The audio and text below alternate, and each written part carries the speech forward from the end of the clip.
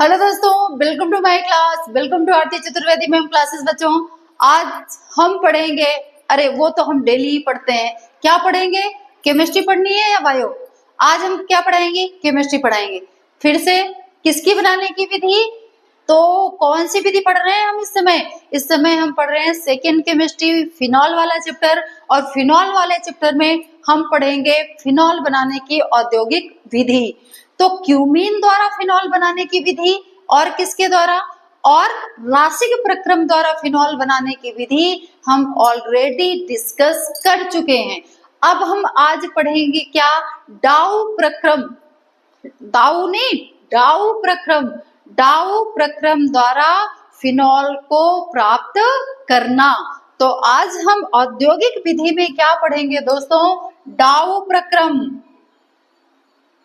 डाउ डाउ प्रक्रम से फिनॉल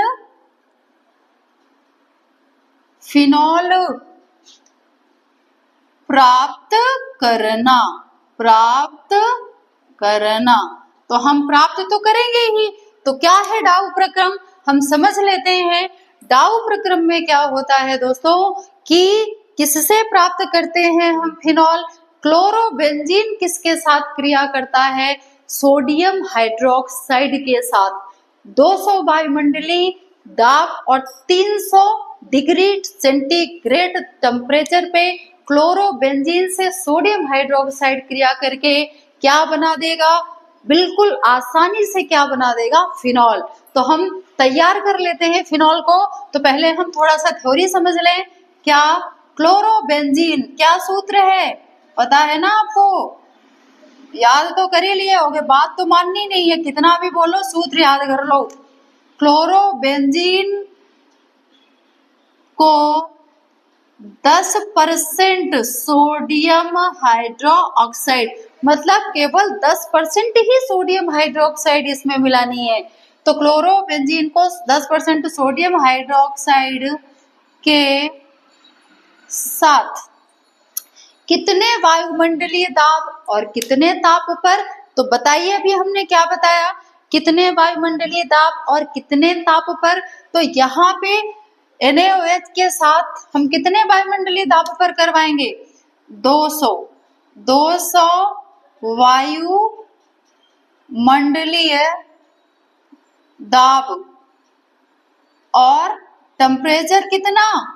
टेम्परेचर 300 डिग्री सेंटीग्रेड। ठीक है।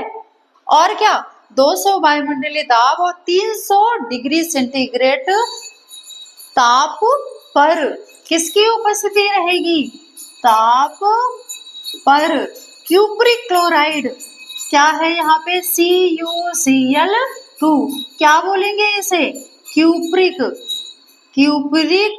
क्लोराइड।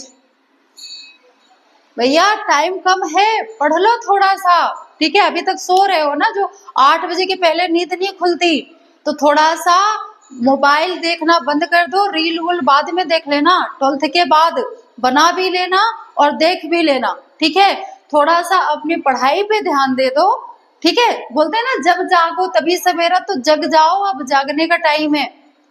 अभी त्योहारों में बिजी हो जाओगे, फिर ठंड पड़ने लगेगी तो ठंड में बिजी हो जाओगे। अरे हमें तो बहुत ज्यादा ठंड लग रही है, हमें रजाई से निकलने का मन नहीं करता। तो गर्मी में गर्मी लगेगी, ठीक है, बरसात में बारिश होगी, और त्योहार में त्योहार मनाओगे, दीपावली में पटाखे फोड़ोगे, फिर ठंड में रजाई में घुस जाओगे। तो पढ़ोगे कब? कुछ तो टाइम निकालो पढ़ने का। आपके पास तो बहानों का ना पूरा का पूरा बोरा भरा रहता है, बहानों से। हाँ, पर पढ़ने का ये एक भी ऐसा कारण नहीं बताते हो कि हाँ अब ना हमें ठंड लग रही है ना हमें गर्मी लग रही है, ये बिल्कुल परफेक्ट टाइम है पढ़ाई करने का। हम त्योहार भी मनाएंगे और साथ साथ पढ़ाई भी करते चलेंगे। हम यहाँ पे कितना भी चिल्ला चिल्ला के बताएंगे, सारे टीचर, चाहे YouTube पे पढ़ लो भाई, चाहे ऑफलाइन चाहे ऑनलाइन कैसे भी पढ़ लो, कितना भी चिल्ला चिल्ला के बेचारे सारे टीचर आपको पढ़ाएंगे, लेकिन अगर आप मेहनत नहीं करोगे, आपके बहाने खत्म नहीं होंगे, तो फिर कोई कितना भी अच्छा पढ़ा ले ना, आपका मन ही नहीं लगेगा। अब ऐसा तो है नहीं कि टीचर डांस कर करके पढ़ाएंगे, उड़ उड़ के पढ़ाएंगे। पढ़ाएंगे तो ऐसे ही ना जैसे पढ़ाया जाता है। अब आप ये सोचो कि टीचर डांस कर करके बताएं कि हमें ऐसे पढ़ाओ, हाँ, तो फिर ये तो नहीं हो पाएगा ना। समझना आपको है, अगर नहीं समझ में आता तो बताओ कि भैया हमें आप डांस कर करके पढ़ाओ, तो हम वो भी कोशिश कर लेते हैं, पर इसमें कैसे डांस करके आपको पढ़ा सकते हैं बताओ, नहीं हो सकता ना। तो टीचर का जो काम है वो तो वैसे ही करेगा ना। लेकिन देखो, समझना आपको है, पढ़ना आपको है, चीजों को समझने की कोशिश करो। नहीं समझ में आता तो सवाल करने की कोशिश करो, क्वेश्चन करो कि हाँ ये चीज कैसे से कैसे प्राप्त हुई।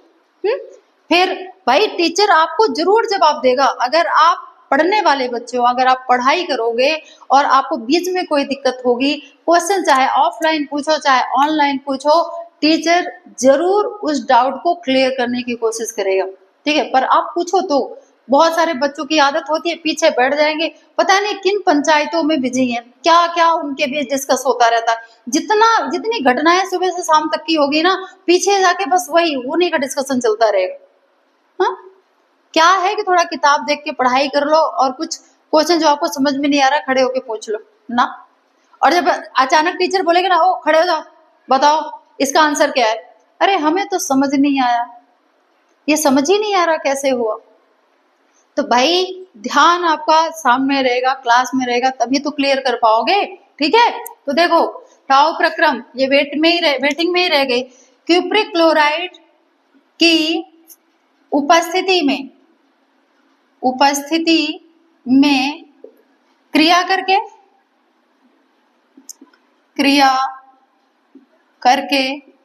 क्या बनाता है, फिनॉल। क्या, C6H5OH करके क्या बनाएगा,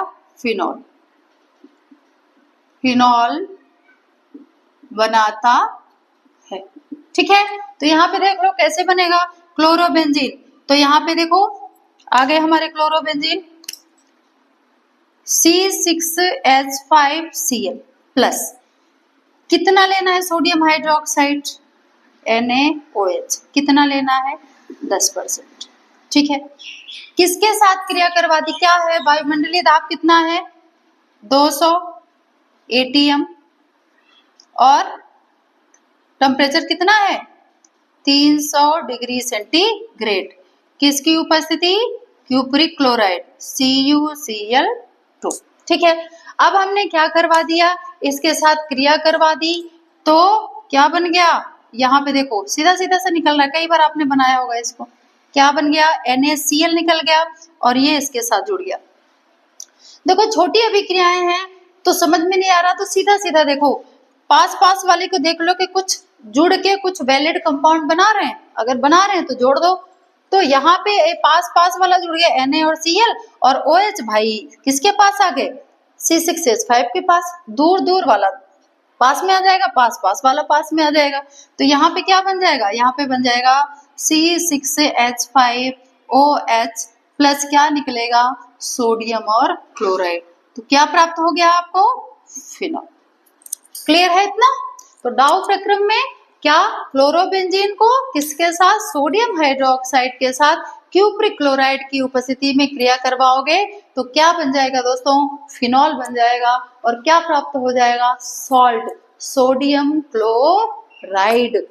सोडियम क्लोराइड बहुत अच्छा है, सॉल्ट है, नमक है, इसके बिना खाने में स्वाद नहीं आता, लेकिन ज्यादा इसको इंटेक नहीं करना है, ठीक है।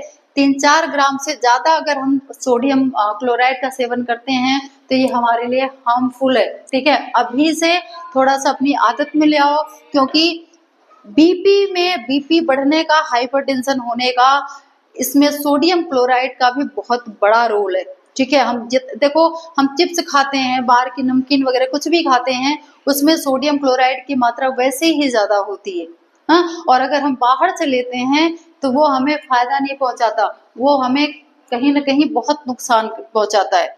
जल्दी अर्ली एज में नहीं देखने को मिलेगा, तो ये लेट एज में देखने को मिल जाएगा। पर अगर अपनी सेहत अच्छी रखना चाहते हो तो नमक का इंटेक अभी से बैलेंस मात्रा में करना शुरू कर दो, ठीक है। तो थोड़ी सी ज्ञान की बातें भी ले चलो पढ़ाई के साथ साथ, तो हो गया ये डाउ प्रक्रम। तो दोस्तों अगर ये समझ में आया होगा तो नीचे कमेंट बॉक्स में कमेंट करके बता दीजिएगा आपके जो ये हाँ गुड, वेरी गुड मैडम। तो इससे ना हमें बहुत मोटिवेशन मिलता है, ठीक है। तो अगर इतना आप पढ़ सकें तो आपकी अति कृपा होगी, ठीक है। ठीक है, तो ये हो गया आपका डाउ प्रक्रम। वीडियो अच्छा लगा हो तो वीडियो को लाइक शेयर, एंड चैनल पे नए हो तो चैनल को सब्सक्राइब करना मत भूलें। और वो जो घंटी होती है ना, घंटिया को भी दबाना मत भूलें, क्योंकि घंटी बजेगी तभी तो पता चलेगा कि कोई नई वीडियो आई है। किसकी? आरती चतुर्वेदी मैम की। तो बच्चों, थैंक यू सो मच।